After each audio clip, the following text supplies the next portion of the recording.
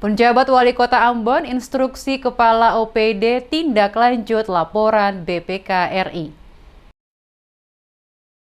Seluruh kepala organisasi perangkat daerah lingkup pemerintah Kota Ambon diinstruksikan segera menindaklanjuti temuan Badan Pemeriksa Keuangan RI Perwakilan Maluku sesuai rekomendasi yang diberikan kepada masing-masing OPD paling lambat 30 hari sejak diserahkan. Demikian penegasan penjabat Wali Kota Ambon Portwin Watnimena saat menggelar jumpa pers di Balai Kota Ambon pada Kamis 25 Mei menyikapi laporan Badan Pemeriksa Keuangan yang memberikan opini tidak menyatakan pendapat atau disclaimer atas laporan keuangan pemerintah daerah Kota Ambon tahun 2022.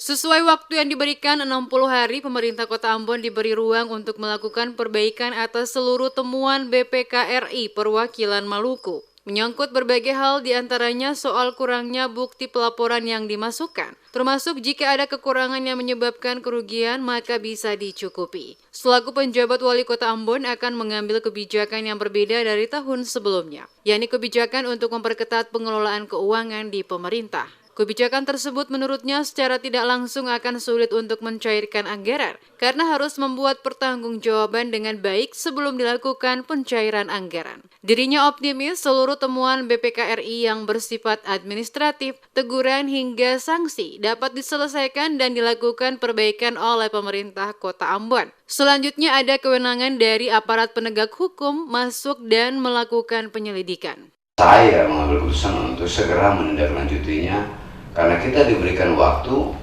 60 hari terhitung mulai penyampaian LHPD masuk. Nah, kami sementara sudah menyiapkan rencana aksi atau rencana aksi tindak lanjut. Temuan itu sudah siap, sebenarnya inspektorat tinggal membagikannya per OPD-OPD. Lalu ditindaklanjuti, saya hanya berikan waktu 1 bulan sejak diserahkan. Jadi kalau diserahkan tadi, maka 30 hari dari tadi semua OPD sudah harus menindaklanjuti temuan yang ada sesuai rekomendasi dari Badan Pemeriksa Keuangan.